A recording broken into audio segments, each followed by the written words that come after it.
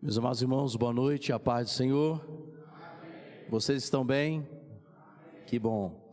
Peço perdão pela minha voz, desde o retorno que eu tive, nós fomos visitar a nossa congregação ali no México, peguei uma friagem, me deu uma crise muito grande de faringite, e eu ainda estou tentando recuperar a minha voz, mas graças a Deus por permitir compartilhar a palavra do Senhor a essa amada igreja. Trago também um abraço da Igreja Congregacional Central ali na 3 de maio, todos os irmãos, felicitando os irmãos por mais um ano e por esse momento muito especial em que durante a história houve um rompimento, mas como foi bem cantado, ninguém detém, é obra santa e estamos unidos novamente para a glória do Senhor. Também quero, em nome do 1º distrito, da nossa amada denominação, parabenizar também os amados irmãos e também aproveitando em nome do pastor Marquinhos, que é o presidente da 1ª região aqui da nossa amada aliança, também deixo os abraços aos irmãos em Cristo Jesus. Vamos abrir em Êxodo capítulo de número 32, Êxodo capítulo de número 32, eu quero compartilhar com os irmãos sobre a oferta que não deve ser dada. Êxodo de número 32. Quero louvar também a Deus pela vida do pastor Luiz, essa pessoa peculiar, sorriso largo. Louvo o Senhor pela vida dele, tem sido realmente um amigo, sempre que pode tem nos abençoado ali na central, e graças a Deus pela vida dele e de sua família. Êxodo capítulo de número 32, está escrito assim a partir do 1º verso: o povo viu que Moisés demorava para descer do monte, então reuniu-se em volta de Arão e lhe disse: levante-se, faça para nós deuses que vão adiante de nós, pois quanto a este Moisés, o homem que nos tirou do Egito, não sabemos o que lhe aconteceu. Arão respondeu: tirem as argolas de ouro das orelhas de suas mulheres, de seus filhos e de suas filhas e tragam para mim. Então todo o povo tirou das orelhas as argolas e as trouxe a Arão. Este, recebendo-as das mãos deles, trabalhou o ouro com um buril e fez dele um bezerro de metal fundido. Então disseram: são estes, ó Israel, os seus deuses, que tiraram você da terra do Egito. Arão, vendo isso, edificou um altar diante do bezerro e fez a seguinte proclamação: amanhã haverá festa ao Senhor. Percebo que aí, letra maiúscula, ao Senhor. Eu não sei onde Arão estava com a cabeça. Amanhã faremos festa ao Senhor. No dia seguinte, madrugaram, ofereceram holocaustos e trouxeram ofertas pacíficas. E o povo assentou-se para comer e beber, e levantou-se para se divertir. Então o Senhor disse a Moisés: vá, desça, porque o seu povo, o povo que você tirou do Egito, se corrompeu, e depressa se desviou do caminho que eu lhe havia ordenado. Fez para si um bezerro de metal fundido, o adorou e lhe ofereceu sacrifício, dizendo: são estes, ó Israel, os seus deuses, que tiraram você da terra do Egito. O Senhor disse ainda a Moisés: tenho visto que este povo, e eis que é povo teimoso. Agora, pois, deixa-me, para que se acenda contra eles o meu furor, e os consuma, e de você farei uma grande nação. Pai, a tua palavra ela é tremenda, instrutiva. A tua palavra, Senhor, nos faz ser melhores, porque ela tem esse poder, Senhor, de nos trazer graça a respeito de tantas e tantas coisas que precisamos crescer. Pedimos a Ti, Senhor, usa-me, usa minha voz, os meus nervos, os meus ossos, pois sou instrumento em Tuas mãos. Fala ao Teu povo, Senhor, porque cada um Te pertence. Todos nós somos Teus, propriedades exclusivas do Senhor. Por isso eu Te rogo, ó Senhor e cabeça dessa igreja, fale conosco. É assim que nós oramos, no nome santo e eterno de Jesus. Amém. Meus irmãos, antes de nós falarmos de forma específica desse capítulo de número 32, nós precisamos voltar um pouquinho sobre a história desse grande acontecimento. É evidente que Deus tirou o seu povo do Egito, escravizado. Êxodo capítulo de número 1 nos diz que o povo de Deus prosperava assim no Egito. Essa prosperidade, de uma certa forma, cria receios no faraó.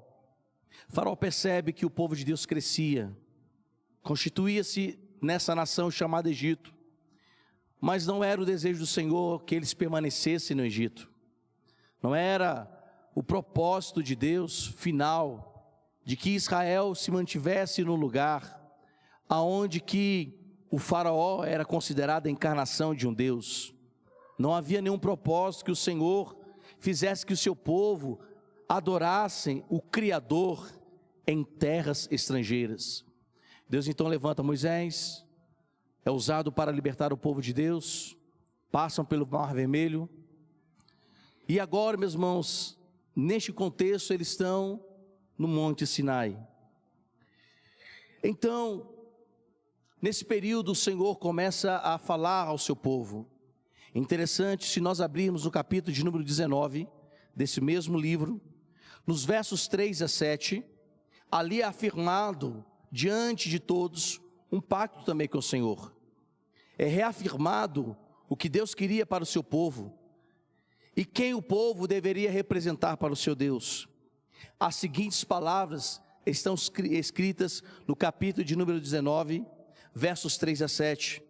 No terceiro mês, depois da saída dos filhos de Israel da terra do Egito, no primeiro dia desse mês, eles chegaram ao deserto do Sinai. Tendo partido de Refidim, vieram ao deserto do Sinai, no qual acamparam. Ali Israel acampou em frente ao monte. Olha só o que está escrito no verso 3. Moisés subiu para encontrar-se com Deus, e do monte o Senhor o chamou e lhe disse: assim você falará à casa de Jacó, e anunciará aos filhos de Israel: vocês viram o que eu fiz aos egípcios, e como levei vocês sobre as asas de águia, e os trouxe para perto de mim. Agora, verso de número 5, pois se ouvirem atentamente a minha voz, e guardarem a minha aliança, vocês serão a minha propriedade. Olha só o que Deus está dizendo para o povo peculiar, dentre todos os povos, porque toda a terra é minha, e vocês serão para mim um reino de sacerdotes e nação santa. São essas as palavras que você falará aos filhos de Israel. Então o que Moisés fez? Chamou os anciões, verso de número 7, do povo, e expôs diante deles todas as palavras que o Senhor lhe havia ordenado. Até então aqui, perfeito. Mas também não é apenas Deus falando, mas o povo se comprometendo com essa palavra. Verso de número 8. Então, olha só, todo o povo respondeu a uma só voz: tudo o que o Senhor falou, o que está escrito aí? Faremos. E Moisés relatou ao Senhor as palavras do povo. Tudo que Deus tinha dito a eles, eles se comprometeram diante do Senhor e falaram: nós faremos, nós obedeceremos. Tudo que foi tratado, isso será válido. Essa era a visão do povo. Então se é afirmado o povo de Deus e diante do Criador todas essas palavras, assim também não é diferente das nossas vidas. O Senhor nos chama para ser seu. O Senhor nos chama para ser o seu povo. Deus chamou a igreja congregacional de Campina Grande, aqui no canal, para ser seu. O Senhor nos convocou para fazermos parte da vida, dos mandamentos sendo obedecidos, de suas leis sendo estabelecidas em nosso coração, e assim foi. Interessante, no capítulo de número 20, Deus ele revela também as suas leis, como ele gostaria que o povo vivesse, porque o povo precisa de lei, apesar que alguns não gostam de obedecer à lei, mas a lei também é protetiva para nós.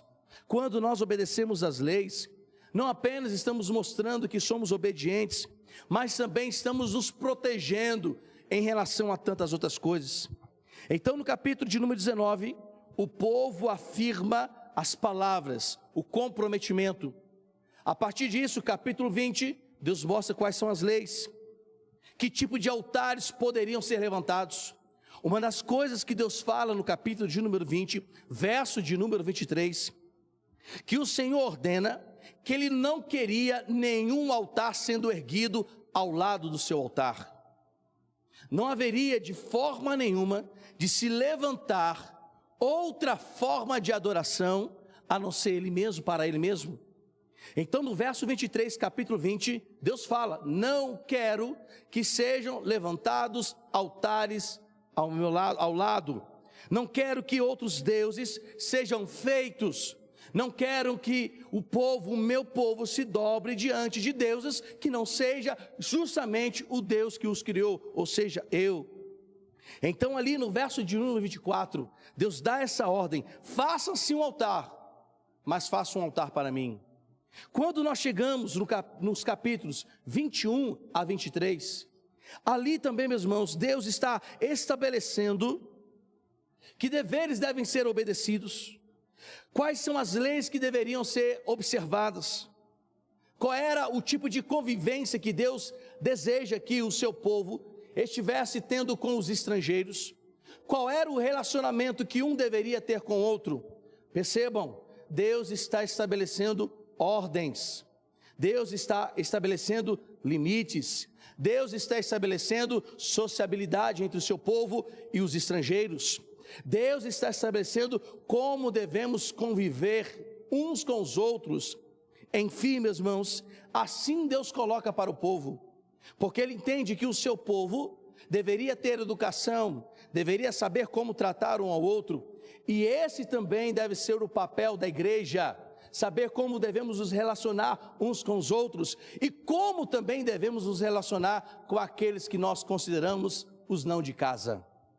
Percebam que Deus está tratando com o seu povo, Ele está moldando o seu povo segundo o seu desejo, o seu querer. Interessante que no capítulo de número 25, nos versos 1 e 2, ali Deus agora está orientando o seu povo a ter um coração movido a ofertar, a ter um coração, meus irmãos, não preso às suas avarezas. E quando eu falo nisso, às vezes alguns falam assim, né, dobra o rosto para lá, vem pastor falar sobre oferta. Meus irmãos, os melhores lugares para aprendermos sobre como eu devo ofertar, não é na Universal do Reino de Deus, porque eles não ensinam a palavra como deveria. É olharmos para as Santas Escrituras e percebemos que nós somos mordomos de tudo que recebemos de Deus. O sapato que eu estou calçado, na verdade não é meu, é de Deus, mas quem usufrui? Andrezinho. O carro, a casa, o trabalho que deve gerar prazer, não apenas pensando no salário no final do mês, mas entendendo que é bênção do Senhor, Ele tem nos concedido a graça de trabalhar, e saber com esse trabalho, podemos obter o fruto dele, mas tudo vem do Senhor. Davi, quando estava alegre, 1 Crônicas capítulo 29, quando ele percebe que o Senhor Deus levantou seu filho para construir o templo, ele começou a adorar o Senhor, porque o povo estava comovido, entender que eles estavam ali, meus irmãos, com o coração livres para isso, e ele começa a orar: Senhor, quem sou eu? Quem é o meu povo? para que pudéssemos dar voluntariamente todas as coisas? A verdade é que tudo vem de ti e das tuas mãos nós devolvemos. E Deus agora, no capítulo 25 de Êxodo, está orientando o povo, movendo o povo. As ofertas eram voluntárias. O povo voluntariamente oferecia o ouro, a prata, o bronze. O povo voluntariamente estava oferecendo tecidos específicos para a construção do santuário, peles de carneiros, peles finas, pedras com características específicas. Deus estava mostrando: olha, eu vou erguer um santuário para a minha glória, mas quem será o contribuinte são vocês. Assim como nós, igreja, no dia de hoje, nós devemos voluntariamente contribuir, não apenas com a nossa vida, com o nosso tempo, mas devemos contribuir também com as bênçãos recebidas do Senhor. E quais são elas? Os bens que temos.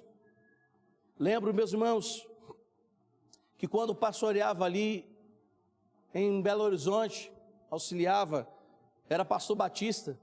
Durante 10 anos fui pastor batista. Estou há 15 como congregacional. Está vencendo, né? Graças a Deus, né? Nada contra os batistas. Lembro que o pastor chegou assim e falou assim: olha, precisamos construir uma igreja maior. O pastor lá reuniu os maiores empresários, os grandes da igreja, com seus maiores dízimos, entre aspas, suas maiores ofertas.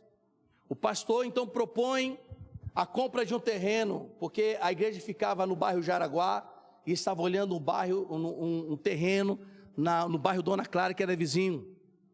Ele reuniu os principais empresários, explicou o projeto. Aí os empresários começaram a dizer: pastor, deixa para a próxima, porque tem muito imposto para pagar. Pastor, deixa para a próxima. E aqueles empresários, meus irmãos, eu estou falando de uma igreja de 35 mil membros. Não era 100 mil, 35 mil. Os empresários começaram a sair. Aí o pastor ficou preocupado.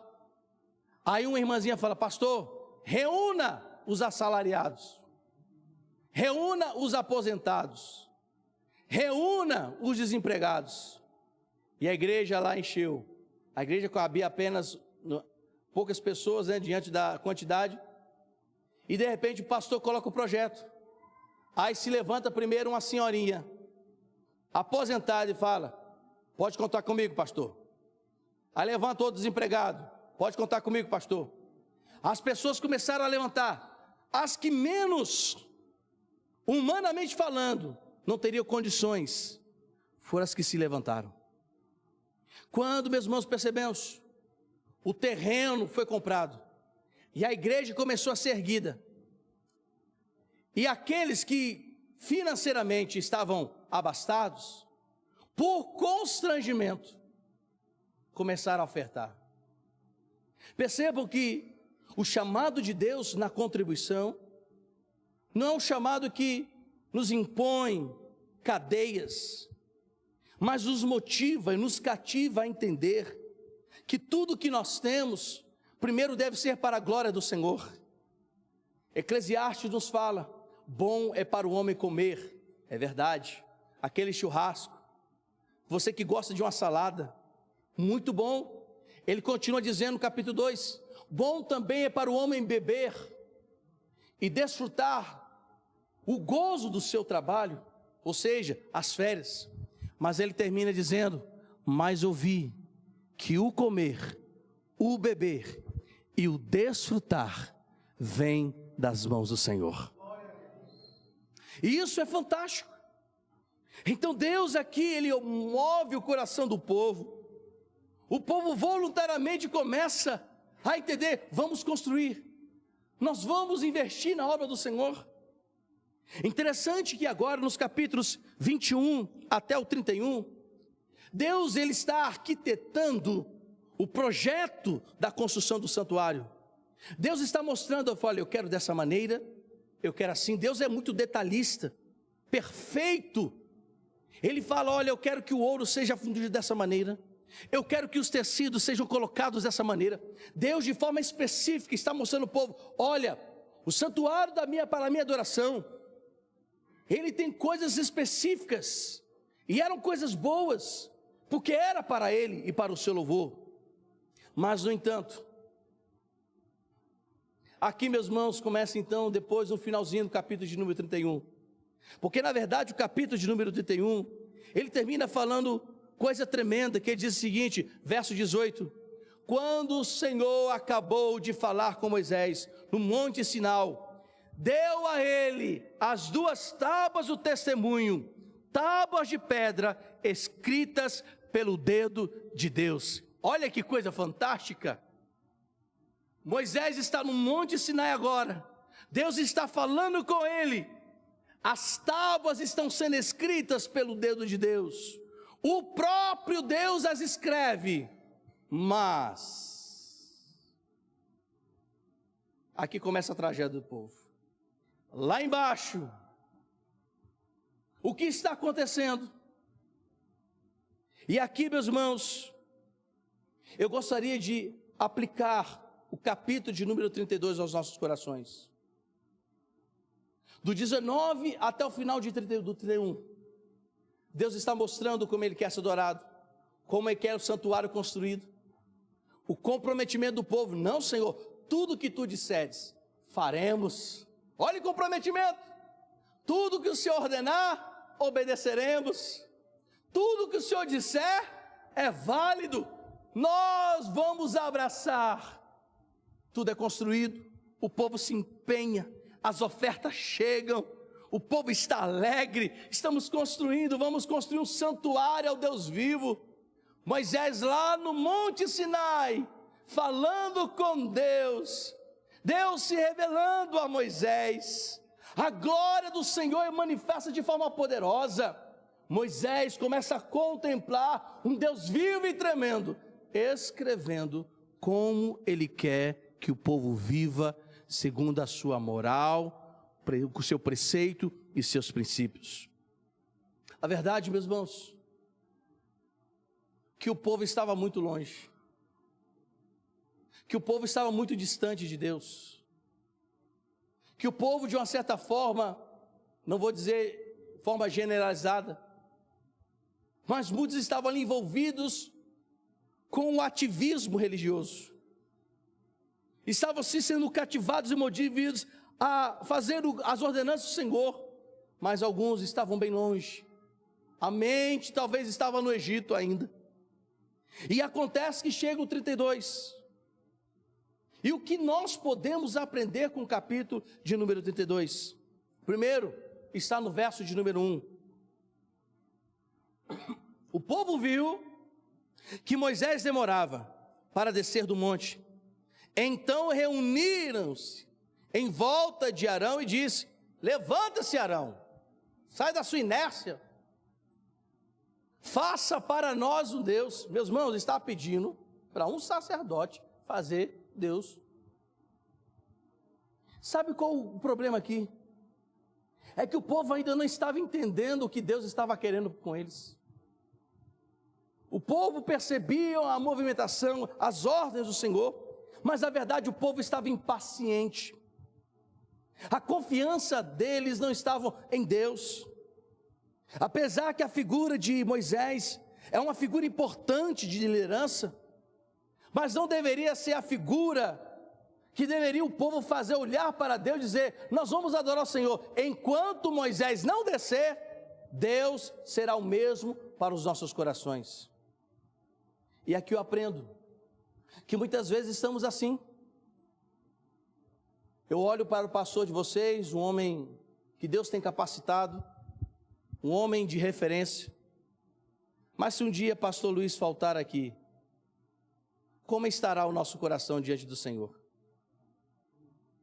Se um dia ele precisar viajar, será que nós vamos manter o mesmo comprometimento que um dia dissemos ao Senhor?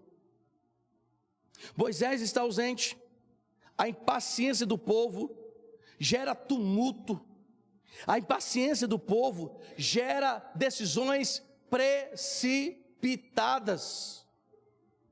Muitas vezes a nossa impaciência em relação às coisas de Deus nos fazem tomar decisões que não glorificam ao Senhor.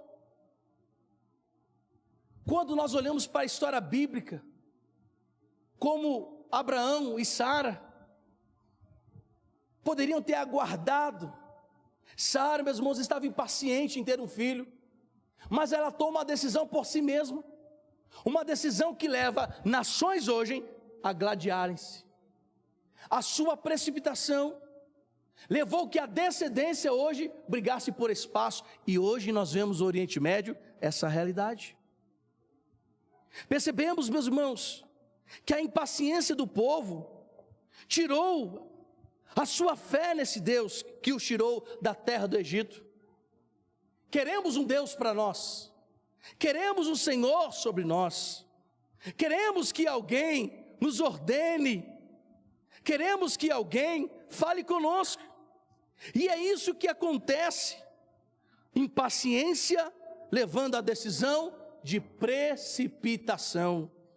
Meus irmãos, não seja impaciente, não seja ansioso, porque são sentimentos que nos levam a tomar decisões que não glorifiquem ao Senhor Deus. Segunda coisa que eu percebo aqui, que quando o ministro de Deus ou qualquer pessoa se envolve com as pressões deste mundo ou suas exigências, certamente pecará. Verso de número 2, olha só o que está escrito.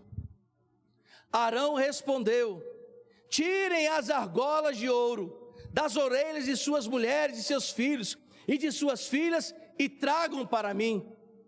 Arão é pressionado, Arão é colocado na parede. Arão devia fazer o seguinte: vamos esperar, vamos aguardar.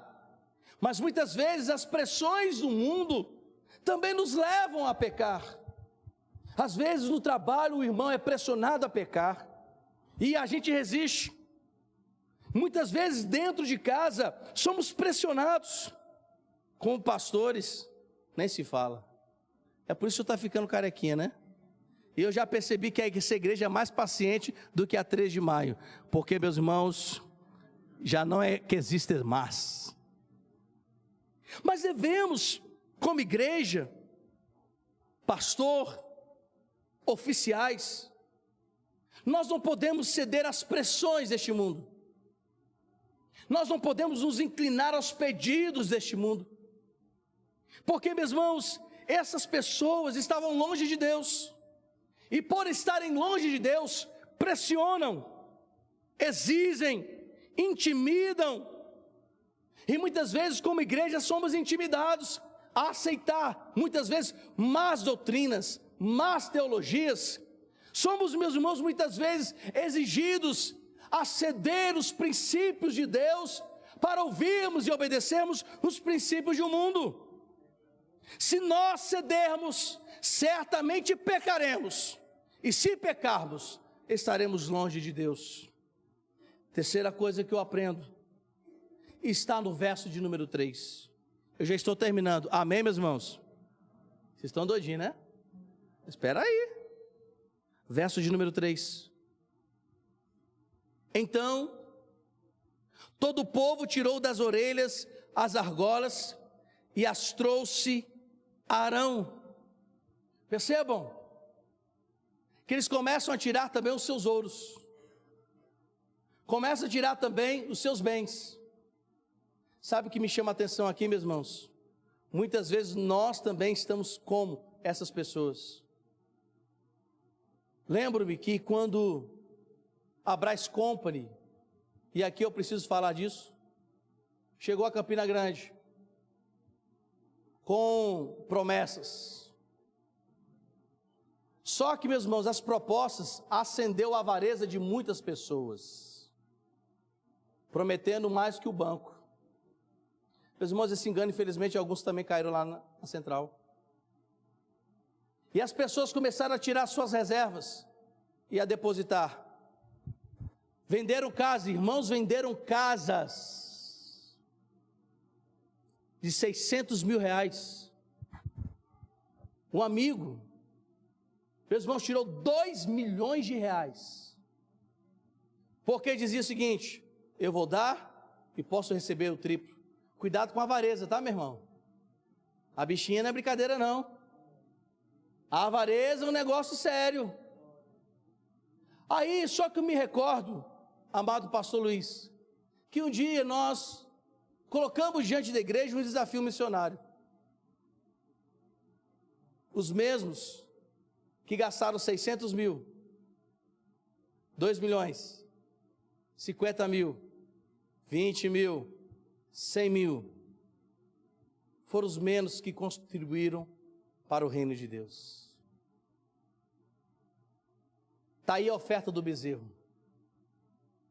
A oferta do bezerro, da avareza, suga-nos, tira o que Deus deu a nós.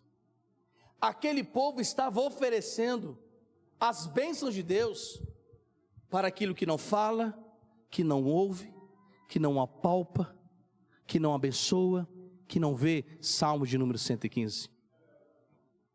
Estava oferecendo a um que não poderiam e nem tinham o poder de tirá-los da terra do Egito. Interessante que Arão fala, está aqui quem tirou da terra do Egito. Meus irmãos, Arão estava tão pressionado, mas tão pressionado, que até as suas palavras foram palavras malditas. Então eles ofertam ao bezerro a misericórdia, a bondade, a generosidade, e atribui o bezerro aquilo que o poder de Deus fez acontecer no meio do seu povo. Quando nós atribuímos, nos doamos, gastamos o tempo naquilo que não deveria, nós, meus irmãos, gastamos o dinheiro naquilo que, volto a dizer, não glorifica a Deus, mas é principalmente para alimentar o nosso ego, a nossa avareza, certamente ficaremos pobres. E não é a pobreza apenas que eu estou dizendo aqui, a pobreza dos bens materiais, mas a pobreza emocional nos vem e ficamos pobres espiritualmente. Perceba como estava esse povo. Um que no capítulo 19 disse ao Senhor Deus, tudo que fizeres faremos. Que ofereceram também ofertas voluntárias, mas preste atenção, não apenas foi tomado os brincos, as argolas, mas depois nós vamos ler que ainda ofereceram ofertas ao bezerro. Guarde essa palavra. Quarta coisa que eu aprendo. Muitos talvez estão como Arão, por causa da pressão do mundo, das tentações do mundo, estão perdidos e não conseguem mais distinguir o que é de Deus e que não é de Deus. Dá uma olhadinha aí, verso de número 4 e 5. Eu já estou partindo para a conclusão. Versos 4 e 5. Está escrito assim: este, recebendo-as das mãos deles, trabalhou, olha o tempo gasto aqui, já começou o tempo gasto, trabalhou o ouro com buril, e fez dele um bezerro de metal fundido. Então disseram, esses são os, ó Israel, os seus deuses que tiraram você da terra do Egito. Mas olha o problema aqui, meus irmãos. Como é que Deus iria aceitar a adoração se um bezerro de ouro estava erigido um altar, um bezerro de ouro? Lembram que no capítulo de número 21, verso 23, qual foi a ordem de Deus? Não quero que façam altares a outros deuses, um altar do meu lado. Não quero. Mas olha só o que acontece, verso de número 5. Arão, vendo isso, edificou um altar diante do bezerro e fez ainda a seguinte proclamação: amanhã, vai o que acontecer? Haverá festa ao Senhor. Nós vamos adorar o Senhor. Eita glória! Amanhã, hoje, é idolatria, mas amanhã é o Pentecoste.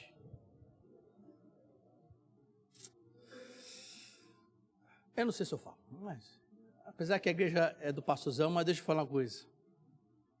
Muitos estão assim, domingo na igreja, amanhã no pecado.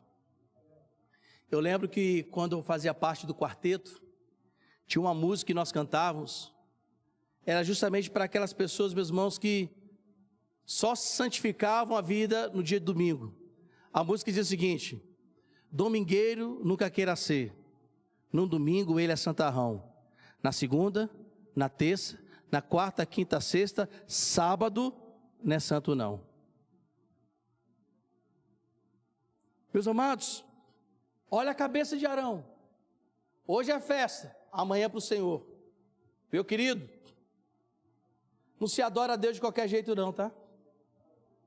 Eu particularmente não consigo ver cantoras que estão no palco, cantando todo tipo de apologia, pornografia, ao sexo, para o show e diz assim: agora vamos adorar Jesus.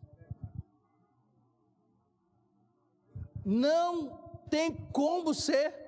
Não, pastor, estamos fazendo aqui uma adoração ao Senhor. Não existe adoração ao Senhor neste momento, meu querido. Até mesmo porque para adorar ao Senhor, em primeiro lugar, precisa ter Jesus Cristo como seu Senhor, e ter o confessado como Salvador, e ter se arrependido dos seus pecados, para chegar diante do Senhor e o adorar. Não tem como não. Ou precisamos entender que a nossa vida é templo de adoração a Deus, ou não é. Não tem como dividi-lo não. Ou somos ou não somos. Olha só, Arão está dividido. O homem que foi consagrado ao Senhor, porque se nós lemos capítulos anteriores, Deus os separa, Arão e seus filhos, para serem os sacerdotes da casa do Senhor. Arão e seus filhos, meus irmãos, eles sacrificam primeiro a oferta ao Senhor. Mas aqui, se dobra, ele se permite pelo mundo. Meus amados, amada igreja, não se permita ao mundo, mas se permita ao Senhor, quem os criou e os fez para o louvor da sua glória. Não divida a sua vida com os bezerros de ouro. Por fim, meus amados, o que também devemos aprender? O que devemos continuar aplicando em nosso coração? Algumas coisas eu quero chamar a atenção dos amados irmãos, também nesse texto. É que nós não devemos trocar o nosso Deus pelos bezerros de ouro. Nós não podemos trocar o nosso Deus pelo carro. Nós não podemos trocar o nosso Deus pela casa. Nós não podemos trocar o nosso Deus pelas riquezas. Nós não podemos trocar o nosso Deus pela fama ou pelos status. Nem devemos trocar o nosso Deus por pessoas. Eu sempre falo à minha esposa, aos meus filhos: Deus é mais importante do que vocês. Porque o dia que vocês forem maiores do que Deus na minha vida, já não vai prestar. E a mesma coisa eu digo a eles: amem a Deus acima do André. Eu olho para minha esposa, de vez em quando pega assim: meu amor, Deus é mais importante do que eu. Eu posso faltar, mas Deus não pode faltar na sua vida, minha amada. Eu chego para os meus filhos e falo: meus filhos, eu os amo muito, mas o amor que vocês devem ter a Deus é superior e deve ser superior a papai. Por quê? Porque muitas vezes o marido, a esposa, os filhos, os bens podem se tornar o nosso bezerro de ouro. Segunda coisa, não invista os seus recursos naquilo que Deus não te ordenou. Não invista os seus recursos desperdiçando com avareza ou ostentação. Na verdade, o bezerro de ouro, meus irmãos, poderia se tornar a imagem da ostentação. Você não deve de forma nenhuma gastar a bênção de Deus com qualquer coisa. Procure saber, Senhor, onde eu devo aplicar o meu dinheiro. Quer ver um lugar bem para ser aplicado? Aplique na obra do Senhor e não tenha medo. Se o Espírito Santo dizer, é 1.000, seja 1.000. Provérbios 11, 25 fala, aqueles que com generosidade dão, haverão de ver a bênção do Senhor, mas aqueles que retêm mais do que é devido, caem na pobreza. O Espírito Santo está dizendo o seguinte, para você, meu irmão e filho, dá uma ofertinha maior, você fala, não, Senhor, não, papai, não, ele está dizendo. Eu aprendi, meus irmãos, que quando o Espírito nos fala, de forma voluntária também eu devo dar, porque os recursos não são meus, os recursos pertencem a Deus, e podemos fazer isso. Lembro que quando estava saindo de Belo Horizonte, vindo para Campina Grande, eu, minha esposa, meus irmãos, doamos tudo, carro, eletrodoméstico, a gente só veio com a roupa do corpo. A gente veio morar aqui na casa da minha sogra, no quintal da casa da minha sogra, era um quartinho 2x2, telha brasilite, e quem morava lá é 2 cachorrinhos. 2 cachorrinhos moravam lá. Quando nós chegamos, eu cheguei para os cachorros, perdeu o Playboy. Os cachorrinhos saíram, meus irmãos, porque não tinha espaço na casa da minha sogra. Tudo que tínhamos, morávamos bem, mas o Senhor disse, olha, doe tudo e vão para o lugar onde te chamei para ir. E chegamos em Campina Grande, Adriano. Só que a gente perguntou, Senhor, e agora o que vai ser? Meus irmãos, quando o Senhor lhe falar, ouça o que Ele está dizendo e obedeça, porque não existe coisa melhor do que obedecer à voz de Deus. Você no momento pode até duvidar o que vai acontecer, descanse no Senhor, porque quando Ele fala, tudo acontece. Eu perguntei ao pastorzão aqui com quantas pessoas ele chegou, ele disse com 14, eu falei assim, o presbítero estava cantando, né, eu falei assim, olha, você chegou com mais gente que quando Jesus Cristo chamou os seus discípulos, eram 12, ele chegou aqui com 14, olha para o seu redor, meus irmãos, olha o que Deus fez, dá uma olhadinha aí, olha para o seu irmão, olha para quem está do lado, sabe o que isso aqui é? Deus, é a graça do Senhor, meu pastor, isso é a voz de Deus dizendo, vale a pena me obedecer. E por fim, não se permita ser influenciado pelos pedidos daqueles que são longe de Deus e não o temem. Foi o que Arão fez, ouviu o que não devia e se deu mal. Ouviu o povo, e quando ele ouve o povo, Deus lá no Monte Sinai diz para Moisés, Moisés, desce, porque o negócio lá não está bonito não. O povo está fora da minha presença, o povo está construindo um altar para o outro Deus, vai lá embaixo, porque o negócio vai ficar feio. Eu não quero mais esse povo não, o teu povo. Por que Deus falou para Moisés o teu povo? Porque o povo dele o adora, o povo que não é de Deus não o adora. O povo de Deus venera a Deus, ama a Deus, mas o povo que não é de Deus, não quer Deus, acha inútil estar na igreja, não se deixa influenciar por este mundo, dizendo, para que ir para a igreja? Por que eu vou fazer lá? Eu estou muito bem aqui. Não ouça essas vozes, ouça a voz do Senhor. Interessante que Paulo, falando em Romanos capítulo 12, verso 2, que nós não devemos viver segundo os padrões do mundo.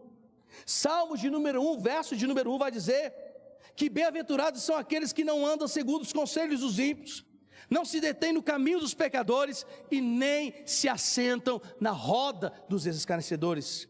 Mas ele diz que antes o seu prazer está onde? Na lei do Senhor. E o que ele faz com essa lei do Senhor? Ele medita. Ele medita. Há prazer nele. Quinta, terceira e última aplicação. Quarta, melhor dizendo. Os que são de Deus vivem sob sua misericórdia e proteção, mas aqueles que dizem ser dos homens verão a morte. Olha só o que está escrito nos versos 25 e diante. E aqui eu quero orar pelos irmãos. Verso de número 25 a 29, está escrito assim: quando Moisés viu que o povo estava sem controle, pois Arão o tinha deixado à solta para a vergonha, no meio dos seus inimigos, pôs-se em pé à entrada do arraial e disse: quem é do Senhor? Venha até mim. Então se juntaram a ele todos os filhos de Levi, os quais ele disse: assim diz o Senhor, o Deus de Israel, cada um põe a espada na cintura, passem e tornem a passar pelo arraial, de porta em porta, e cada um mate o seu irmão, e seu amigo, o seu vizinho.